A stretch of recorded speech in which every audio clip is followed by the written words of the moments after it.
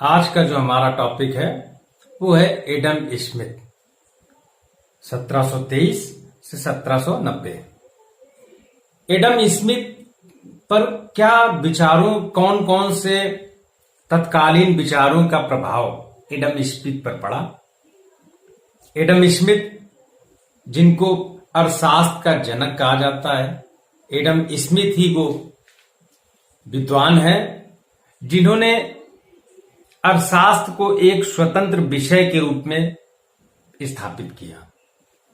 अर्थशास्त्र को जो बिखरे हुए विचार थे उनको एक जगह समाहित किया, एक जगह एकत्र किया, उसकी विषय सामग्री का निर्धारण किया, अनेक सिद्धांतों का निर्माण किया। एडम स्मिथ पर किन तत्वों का प्रभाव पड़ा? तो पहला वणिकवाद,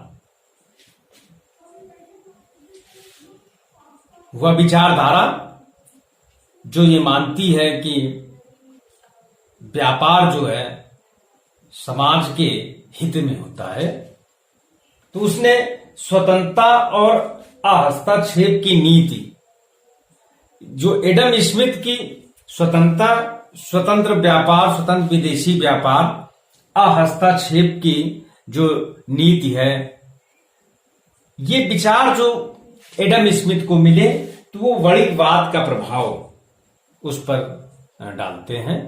वणिकवाद के प्रभाव के कारण स्वतंत्र विदेशी व्यापार और अहस्तक्षेप की नीति कि राज्य को कम से कम कार्य करने चाहिए, ये विचार जो है इसको वणिकवाद से प्राप्त हुए। तो इस प्रकार से एडम स्मिथ पर जो वणिकवाद का प्रभाव पड़ा तो उसका परिणाम निकला कि उसने स्वतंत्र विदेशी व्यापार की नीति और राज्य के कम से कम हस्तक्षेप की नीति का प्रतिपादन किया, समर्थन किया। दूसरा, प्रकृतिवादियों का प्रभाव। प्रकृतिवादी मानते हैं कि राज्य एक प्राकृतिक सत्ता है, तो इस कारण से प्रकृतिवाद का प्रभाव जो एडम स्मिथ पे पड़ा तो उससे परिणाम स्वरूप आशावाद का जन्म हुआ। एडम स्मिथ ने अर्थशास्त्र में आशावादी दृष्टिकोण अपनाया कि जनसंख्या बढ़ रही है, किंतु यदि तकनीकी का प्रयोग किया जाएगा तो खाद्यान्न भी बढ़ेगा। तो प्राकृतिक व्यवस्था और वितरण लाभ शासी का पुरस्कार है, जो अतिरिक्त प्राप्त हो रहा है उस पर पूरा अधिकार शासी का है, क्योंकि उसने उत्पादन के साधनों को एक जगह एकत्र करने का जोखिम उठाया है और इस जोखिम के बदले में उसको अतिरिक्त जो सुपर प्रॉफिट प्राप्त हो रहा है उस पर भी उसका पूरा अधिकार है। ये एडम स्मिथ का विचार था और ये विचार उसको प्रकृतिवादियों से प्राप्त हुआ। प्रोफेसर फ्रांसिस हचिसन, हम जानते हैं कि प्रोफेसर फ्रांसिस हचिसन जो एडम स्मिथ के गुरु थे, दार्शनिक भी थे, तो उनसे जो उनको विचार मिला वो मैक्सिमम यूटिलाइजेशन या अधिक से अधिक लोगों का लाभ, ये विचार उसको अपने गुरु प्रोफेसर फ्रांसिस हचिसन से प्राप्त हुआ।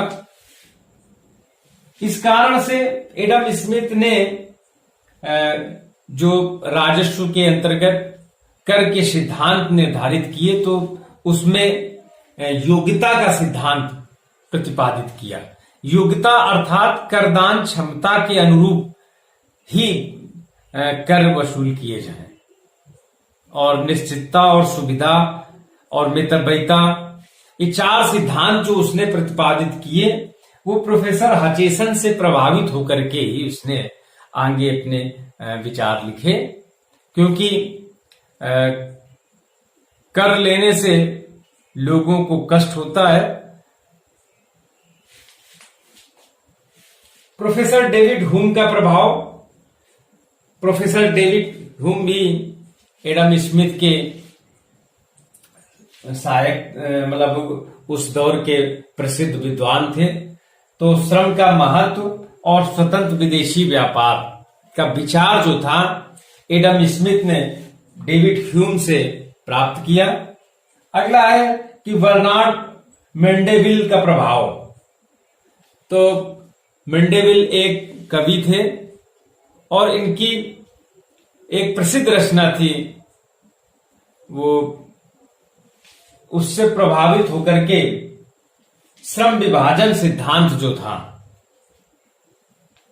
वो एडम स्मिथ ने मेंडेविल की रचना से प्रभावित होकर के लिखा कि श्रम विभाजन से विशिष्टीकरण प्राप्त किया जाता है। तो काम को यदि बांट लिया जाएगा तो उससे काम ज्यादा, उत्पादन भी ज्यादा होगा और काम करते हुए लोग सीखेंगे भी और विशेषज्ञता भी प्राप्त करेंगे। अगला जो है उनका विदेशी यात्रा। तो रिटायरमेंट के बाद जो अपने अध्यापन कार्य से उससे जब रिटायरमेंट हुए एडम स्मिथ, तो उन्होंने कई देशों की यात्राएं की। उन देशों के राजसत्ता के मॉडल को देखा, अध्ययन किया, वहां के प्रसिद्ध विद्वानों का अध्ययन किया, प्रसिद्ध राजनीतिक चिंतनों का अध्ययन किया और उससे आर्थिक विचारों को अलग किया और उसको एक जगह समाहित करने का प्रयास किया। और अगला जो उस पर प्रभाव पड़ा है एडम स्मिथ पर, वो है औद्योगिक वातावरण का प्रभाव। एडम स्मिथ के समय नई नई वस्तुओं को बनाने की नई नई तकनीकियां विकसित हो रही थी। एडम स्मिथ का जो शिष्य था जेम्स वाट, इसने भाप का इंजन बनाया, उसका आविष्कार किया। तो इस प्रकार से औद्योगिक वातावरण का भी एडम स्मिथ पर प्रभाव पड़ा और चूंकि उसका जो मुख्य था वो हस्तक्षेप की नीति थी कि राज्य को कम से कम हस्तक्षेप करना चाहिए, तो इस कारण से एडम स्मिथ ने स्वतंत्र विदेशी व्यापार, श्रम विभाजन और हस्तक्षेप की नीति का प्रतिपादन किया। तो इस प्रकार से कुछ ये महत्वपूर्ण घटक हैं जिन्होंने एडम स्मिथ के विचारों को प्रभावित किया।